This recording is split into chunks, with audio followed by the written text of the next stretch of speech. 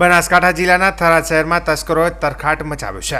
જાણે પોલીસને પડકાર આપતા હોય તેમ એક જ સોસાયટીમાં બે મકાનના તાળા તૂટતા રહીશોમાં ફફડાટ વ્યાપી ગયો છે।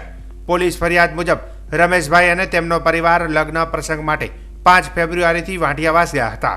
7 ફેબ્રુઆરી સાંજે 6 વાગે તેઓ ગાડીની આરસી બુક લેવા ઘરે આવ્યા અને પછી પાછા વાંઢિયાવાસ ગયા હતા। બીજા દિવસે સવારે 8:30 વાગે પાડોશી જાલમસિંહ બારોટનો ફોન આવ્યો કે તેમનો ઘરનું તાળું ખુલ્લું છે।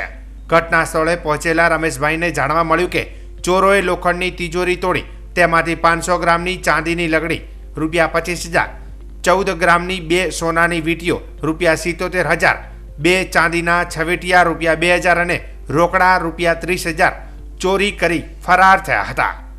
મહત્વપૂર્ણ બાબત એ છે કે સોસાયટીમાં ભાડે રહેતા ઉત્તર પ્રદેશના હરીસિંહ પાલના ઘરમાં પણ ચોરી થઈ છે।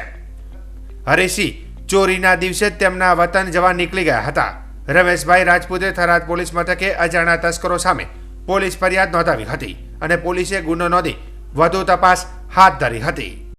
રાતે કોઈ તાળા તૂટ્યા મકાનનો, અમે લગ્નમાં ગયા હતા।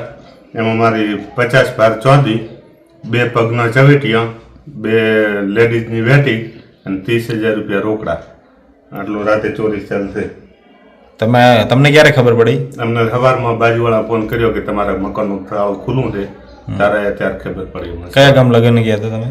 અમે મારા ભાણાના લગ્ન ત્યાં ગુલાબ નેસડા ગયા હતા। ओके, आपका नाम?